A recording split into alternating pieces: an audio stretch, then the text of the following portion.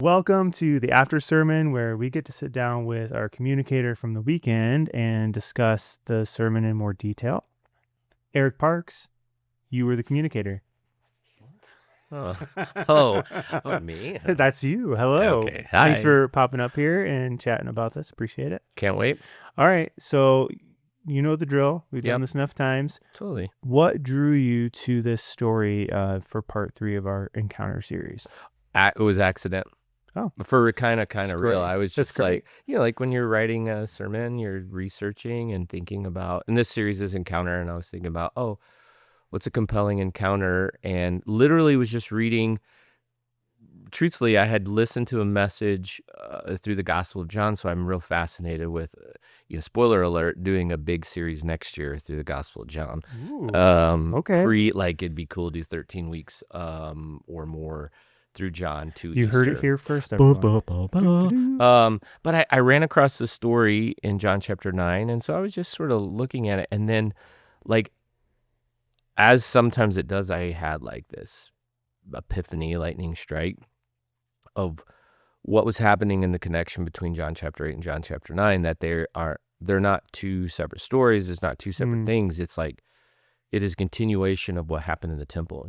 Jesus is like making these claims, says he's light of the world.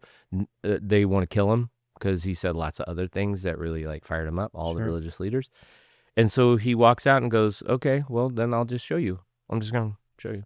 I'm going to show you that what I just told you in John chapter 8. So John chapter 9 is almost like you have the proof text in 8, and 9 is he proves it out in real time. So really quick, just give us a brief story snapshot of the story. 8, he's in the temple, says he's light of the world. Then he says he is I am, and they pick up stones, and he slips out. And the guy he sees, at least it seems this way in Scripture, is the blind man. Walks over to this blind man that the Bible doesn't tell us his name or who he is, just that he is blind from birth. And then he goes through a series of steps that the blind man has to do in order to receive his healing. This is the one where he spits in the mud, puts it on his eyes, tell him to walk to the pool. All of that really captured my attention. Yeah. I'm like, wow, this isn't on accident. Right. The mud in his eyes can't be on accident. The walk can't be on accident. What is Jesus doing? So something that kind of struck me as you were teaching was this idea of like suffering, and you reframed it as a place where God is working. Totally. How can we take that concept and like apply it to our stories as we're walking through them? I think this is the great choice. I mean, I can only tell you personally. I mean, no, trust me, I'm not looking to suffer. Like, wait, isn't that what everyone wants? Everybody's like, can I have some suffering, please? Yeah. I'm not looking for wilderness or suffering, but I've had so many conversations as a pastor, and I've lived this personally. Those are the places where God has met me, right? Yeah. And then I reflect back to the beginning of Matthew in chapter 4, when Jesus was led to the wilderness. It said the Spirit led him there. Mm-hmm. Now, the enemy spoke to him in the wilderness and tempted him, but it's the Spirit that brought him there. So there is this theology, and I go back to the ancient world. There was a theology that suffering was attached to sin. That's why in verse 2 of John chapter 9, the disciples say, well, who sinned? Was it his parents or him? Like, who screwed this guy up? Like, why is because he's blind from birth. He's blind from birth. Right. So they're like, why is he this way? And Jesus in verse 3 says, well, that's not what this is. That's not what's happening. And I think we still do that today, right? Like when, and part of the reason is because we are taught a very specific narrative about a way to live that's primarily built on the idea of comfort. Right. So if you're taught that the goal of your life is to be pleasantly comfortable, and then suffering comes, then you ask the question, wait a minute, isn't that not? Is this how it's? Wait, this is not. I'm not supposed to suffer. Right. I'm supposed to go up and to the right, and I would say our theology is not the same as like first century Jews theology, but in practice it is. Oh, absolutely. We were like, this. What did I do wrong, and why am I suffering? I'm following all the things I'm supposed to do, and suffering is a part of being human. And the truth is so often it's in our suffering that I've I've met Jesus more clearly, more closely. Hmm. Again, I don't wish to suffer. Right. But it's in that reframing that utilizes that season of suffering. Well, what is the goal of your life? Is it to Right. be comfortable? Right.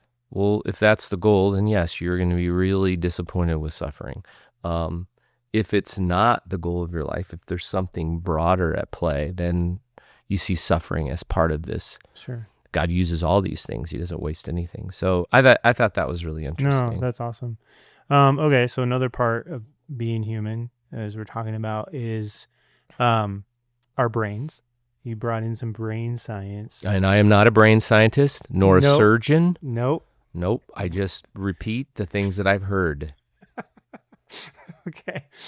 So one of the things that you repeated that you heard was this idea of loops, or Yeah, totally. the stories we get stuck in. The stories we tell ourselves, Yes. the soundtracks that run in our mind, whatever Absolutely. the metaphor is. Yeah, totally. I mean, the thing that caught my attention is Dr. Neil Warren did some. He is an actual brain surgeon, Not and Eric scientist. Parks. No, I Lee don't want me Warren. operating on. There'll be a famous podcast about the pastor who did brain surgery, convinced people. So this gentleman talks about the way in which our brain works, and the things that really caught my attention was that 90% of the thoughts you have today are thoughts you had yesterday. So that means like most of your thoughts are on repeat. They just run in a loop.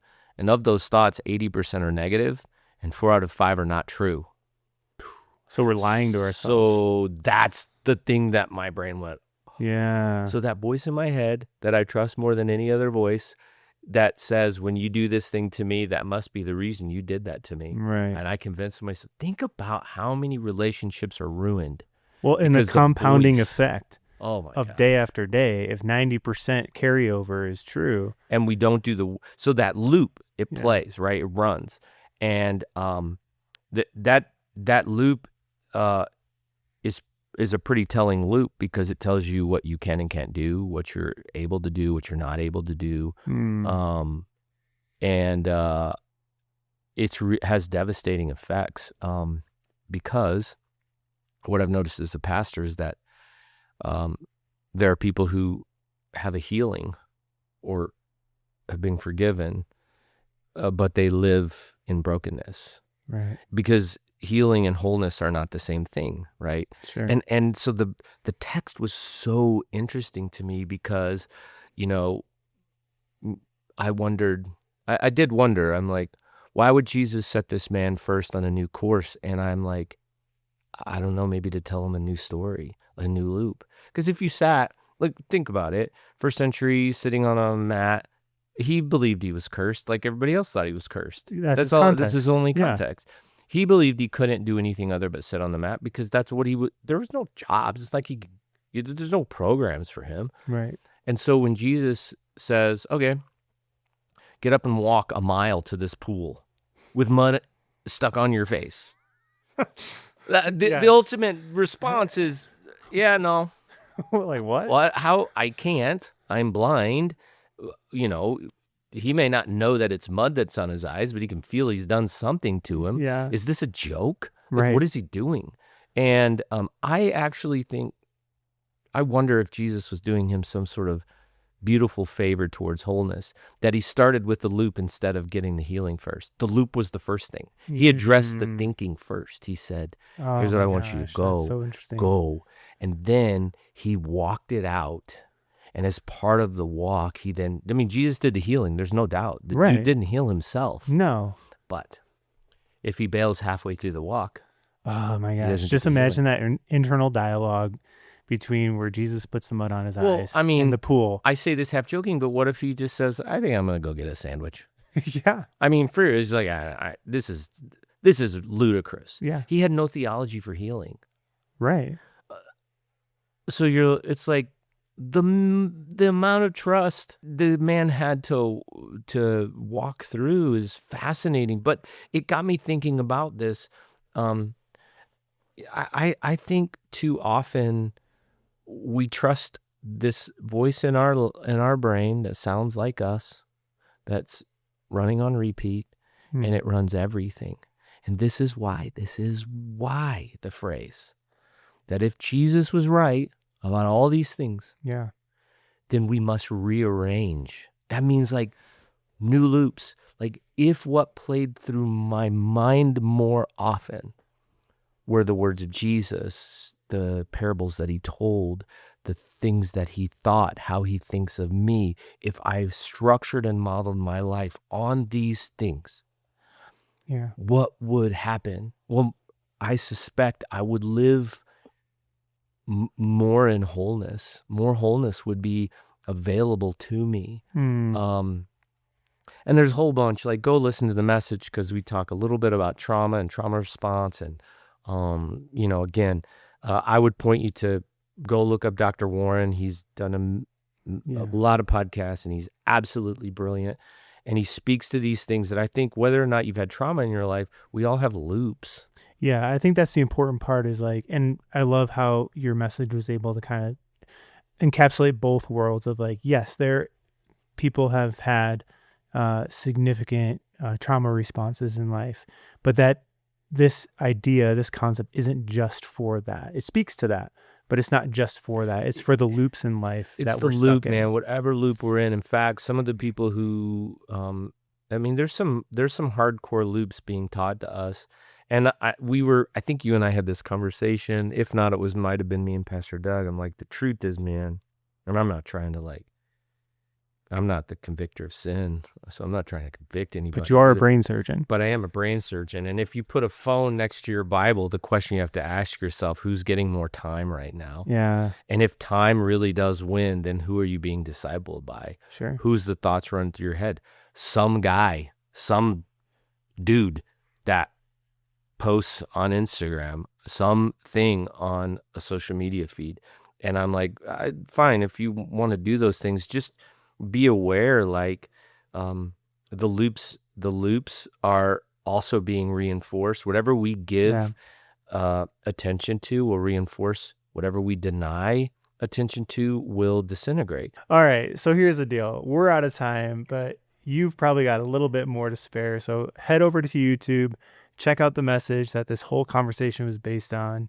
It's also available on our podcast, wherever you get your podcasts. That's where you'll find it. Thanks for joining us.